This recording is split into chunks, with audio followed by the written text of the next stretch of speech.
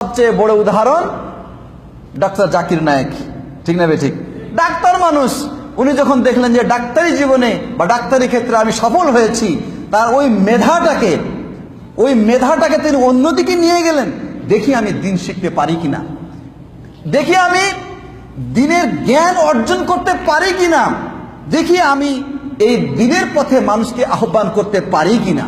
তার মধ্যে ওই উচ্চাকাঙ্ক্ষা তার অন্তরকে নাড়া দিল, তিনি পথে নামলেন এবং তিনি সফল হয়ে গেলেন, ঠিক না বেঠিক? কি করে সম্ভব একজন ডাক্তারের এত দূর অগ্রসর হওয়া? শুধুমাত্র তার অন্তরের দৃঢ়তা এবং আকাঙ্ক্ষার উচ্চতা তাকে অত দূর নিয়ে গেছে। আল্লামা নাসিরউদ্দিন আলবানী এমন কোন মুহাদ্দিস নাই এই যুগে সুন্নি জামাতের অন্তর্ভুক্ত যারা আহলে সুন্নাত ওয়াল জামাত, তারা আলবানীর নাম মুখে উচ্চারণ করে না। কোন একটা হাদিস যদি বলা হয় যে আলবানী সহি বলেছেন, অন্তরটা প্রশান্তি হয়ে যায়, হ্যাঁ ঠিক আছে। কিন্তু উনি একজন ছিলেন ঘড়ির মেকার। এই যে আপনারা ঘড়ির এখানে দেখবেন যে এখানে একটা আতর বেচতেছে একজন লোক, হ্যাঁ, ওখানে একজন লোক আপনার বেচতেছে, তরিতরকারি বেচতেছে। তরিতরকারি বিক্রেতার একটা ঘটনা আছে আগের যুগের।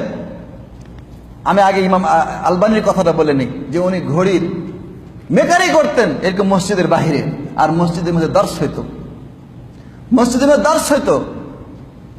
এই তিনি দর্শ শুনতেন, ঘড়ির মেকারিগিরি করতেন।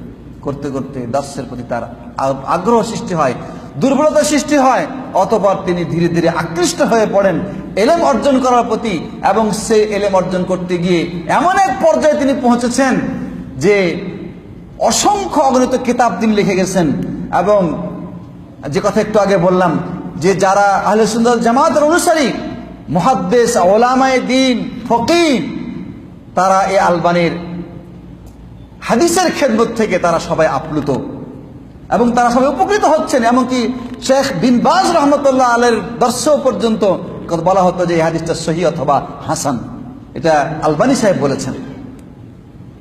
প্রাণপ্রিয় ভাইয়েরা, যদি একজন উনি ঘড়ির মেকার হয়ে যদি এত বড় মুহাদ্দিস হতে পারেন, তা আপনি কেন পারবেন না? আরেকজন লোক পূর্ব জামানায় এরকম ছিল যে উনি সবজি বিক্রি করত।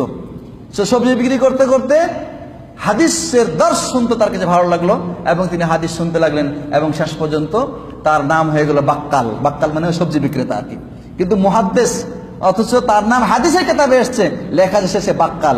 আরেকজন খুঁজে দেখবেন সাম্মান মানে ঘি বিক্রেতা, ঘি বেচার কাজ করতো। জাইয়াত মানে তেল বিক্রেতা। এরা এই তেলের কারবার ছিল, কিন্তু এই কারবারগুলো তাদেরকে উচ্চ আকাঙ্ক্ষা পৌঁছতে বাধা দেয় নাই। তারা এলেম অর্জন করেছে, তাদের প্রফেশন ঠিক রেখেছে এবং এলেমের উচ্চতায়ও তারা পৌঁছে গেছে। প্রাণপ্রিয় ভাইরা, ইমাম শাফি রহমতুল্লাহ আলাই 7 বছর বয়সে কোরআন মুখস্থ করেছেন। ইমাম বুখারী রহমতুল্লাহ আলাই 6 বছর বয়সে কোরআন মুখস্থ করেছেন। আমাদের সমাজের 6 বছর 7 বছরের পোলাপান তারা টয়লেটই করতে জানে না।